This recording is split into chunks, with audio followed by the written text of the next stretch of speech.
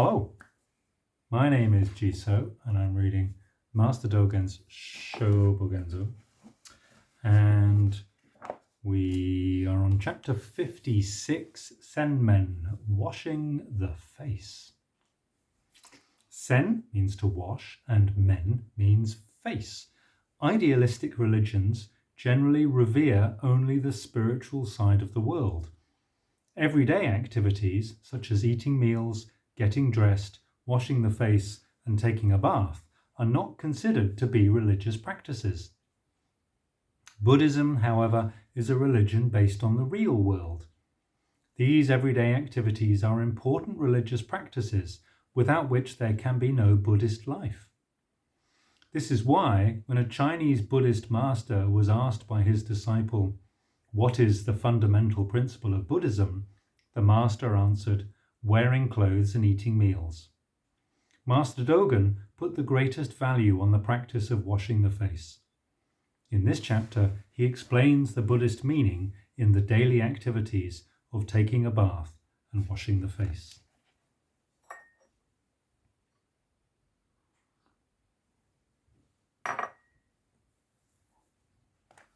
Okay. The Sutra of the Flower of Dharma says, "The Bodhisattva applies oil to the body, having bathed away dust and dirt, and puts on a fresh and clean robe, totally clean within and without." This is the Dharma that the Tathagata, in the order of the Flower of Dharma, preaches to practitioners of the four peaceful and joyful practices. It is not on the level of preaching in other orders, and it cannot be equalled by other sutras. So to bathe the body-mind, to apply fragrant oil, and to get rid of dust and dirt are Buddha Dharma of the highest priority. To put on a fresh and clean robe is a method of purification. When we bathe away dust and dirt and apply fragrant oil to the body, inside and outside will be totally clean. When inside and outside is totally clean, object and subject is pure and clean. Nevertheless, stupid people who neither hear the Buddha Dharma nor enter into the Buddha's truth say, "Bathing merely washes the body's skin, but inside the body there are the 5 viscera and 6 entrails." 5 viscera, by the way, footnote, are the liver, heart, lungs, kidney and spleen. And the 6 entrails are the throat, stomach, large intestine, small intestine, gallbladder and bladder.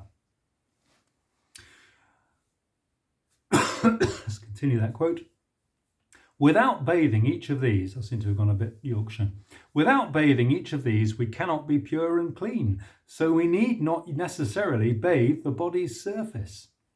People who speak like this have never known or heard the Buddha Dharma, have never met a true teacher, and have never met a child or grandchild of the Buddhist patriarchs. Now, throwing away such words of people of wrong views, we should learn in practice the right Dharma of the Buddhist patriarchs. The limits of all Dharmas have never been determined, and the inside and outside of the elements are impossible to grasp. The elements are earth, water, fire and wind, or earth, water, fire, wind and space, or earth, water, fire, wind, space and consciousness, depending on who you go to. Therefore, the inside and outside of the body-mind also are impossible to grasp. Even so, when a bodhisattva in the ultimate body is just about to sit upon a bodhi seat and realize the truth, the bodhisattva first washes the kaseya and then bathes the body-mind. This is the dignified behavior of the Buddhas of the 10 directions in the 3 times. Bodhisattvas in the ultimate body are different from other beings in all matters. Their virtue, wisdom, and adornment of the body-mind are all supremely venerable and supremely high. The same may be true of their methods of bathing and washing. Moreover, people's bodies and minds and the limits thereof differ according to time. It is said that during one sitting the 3,000 worlds are all sat away, and although during that time this is so, it is beyond the supposition of self or others. It is a virtue of the Buddha Dharma. The dimension of the body-mind that is bathed, again, is beyond 5 feet or 6 feet, because 5 feet or 6 feet are beyond what has been decided as 5 feet or 6 feet. The place where it exists also is beyond limited and unlimited areas such as this world, the external world, the whole world, and the infinite universe, because this concrete place is where something ineffable exists. Explain it as fine or explain it as coarse. Just looking at a footnote there.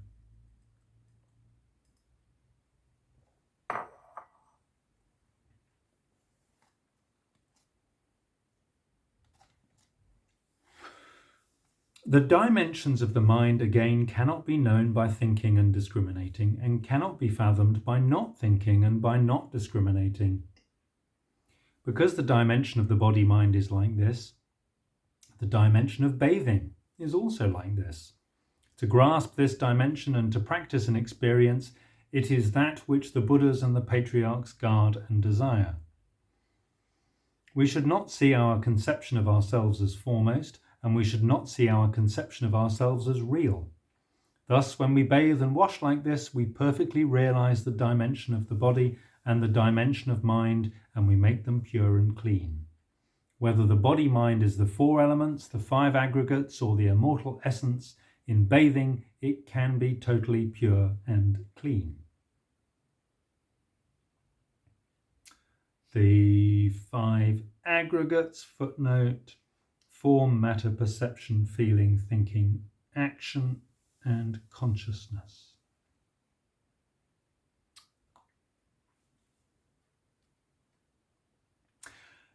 This is not to say that we should This is not to say that we should see ourselves as pure and clean only after we have brought water and washed. How could water be originally pure or originally impure? Even if it is originally pure or originally impure, we do not claim that it causes the place we bring it to be pure or impure. The fact is simply that when we maintain and rely upon the practice and experience of the Buddhist patriarchs, Buddha methods such as using water to wash and bathing in water are transmitted. When we practice and experience on this basis, we transcend purity, pass through impurity, and get free of non-purity and non-impurity. Thus, the practice of washing and bathing, even though we have not become dirty, and of washing and bathing, even though we are already wholly pure and clean, is maintained and relied upon only in the Buddhist patriarch's truth. It is beyond the knowledge of non-Buddhists. If it were, as stupid people say, even if we ground the 5 viscera and 6 entrails to a dust as fine as air and used all the water of the great ocean to wash them, unless we also washed inside each particle of dust, how could they be pure and clean? Without washing the inside of emptiness, the inside of emptiness, or the real state of emptiness, that is the balanced state in which things are allowed to be as they are. Without washing the inside of emptiness, how can we realize cleanness within and without? Stupid fellows can never know the method of bathing emptiness. We utilize emptiness to bathe emptiness, and utilize emptiness to bathe the body-mind. Those who believe in bathing as the Dharma are maintaining and relying upon the practice and experience of the Buddhist patriarchs. That is to say, in the right Dharma authentically transmitted by rightful successors, Buddha to Buddha and patriarch to patriarch, when we practice bathing the body-mind within and without, the 5 viscera and 6 entrails, the duality of subject and object, and the inside, the outside, and the middle of the Dharma world and space are instantly pure and clean. When we use incense or flowers for purification, the past, the present, and the future, causes and circumstances, and practice are instantly pure and clean. Oh, that's nice.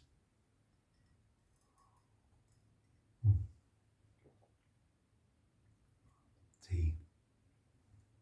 Struggling with my voice a bit today. This might be a shortish one. The Buddha says, bathing 3 times, spreading fragrance 3 times, the body-mind is pure and clean. Thus, the method of purifying the body and of purifying the mind is, inevitably, to bathe once and to spread fragrance once, and to do likewise again and again, bathing 3 times, spreading fragrance 3 times, then to bow to Buddhas, to read sutras, to sit in zazen, and to practice walking. Kinhin, as it says in the footnote. After walking, when we are ready once more to sit erect in zazen, it is said that we must always wash the feet. Even though the feet are not dirtied or defiled, the method of the Buddhist patriarchs is like this. In general, in the words bathing 3 times and spreading fragrance 3 times, bathing once means taking 1 bath. That is, bathing the whole body. Footnote, Master Dōgen explained the more general single character of this verse, moku, literally to wash, with a more specific compound, moku yoku, to bathe or to have a bath. I suppose they're pretty close, aren't they, to bathe and to wash.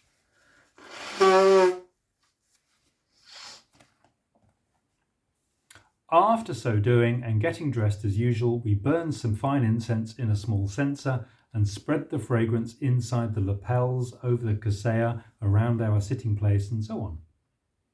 After that, we take another bath and spread fragrance again. To do this 3 times is a method that accords with the Dharma.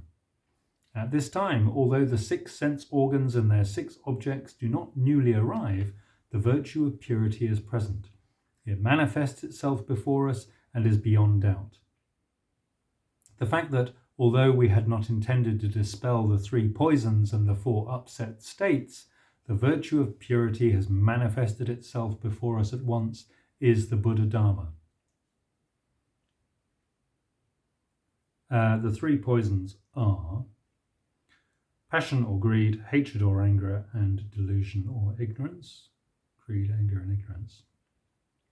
The 4 upset states are seeing the impermanent as eternal, indulging in suffering as if it were joyful, seeing the impure as pure, and seeing that which is without self as having self.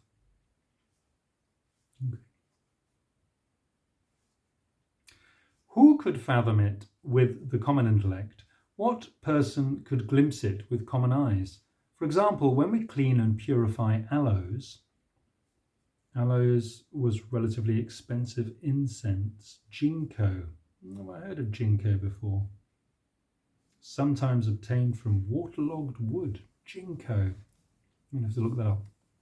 For example, when we clean and purify aloes, we must not break it into fragments to wash it, and we must not grind it into particles to wash it.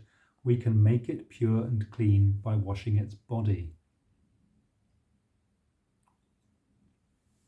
In the Buddha Dharma, without fail, washing methods have been prescribed. We wash the body, wash the mind, wash the feet, wash the face, wash the eyes, wash the mouth, wash the anus and urethra, wash the hands, wash the patra, wash the kasaya, and wash the head. All these are the right Dharma of the Buddhas and the patriarchs of the 3 times. When we are going to serve offerings to Buddha, Dharma and Sangha, bringing assorted incense, we first wash our hands, then rinse the mouth and wash the face, put on clean clothes, get some fresh water in a clean basin and wash the incense. Wash incense. After that, we serve offerings to the domain of Buddha, Dharma and Sangha. We hope to be able to serve to the 3 treasures offerings of sandalwood incense from the Malaya Mountains, washed in water of the 8 virtues from Lake Anavatapta. Sandalwood incense from the Malaya Mountains, that's a mountain range in southern India, famous for its sandalwood incense. Okay. Washed in water of the 8 virtues, Water which has the 8 virtues is sweet, cold, soft, light, clear, not brackish, not harmful to the throat, and not harmful to the stomach. Sounds nice. I don't know where Lake Anavatapta is, but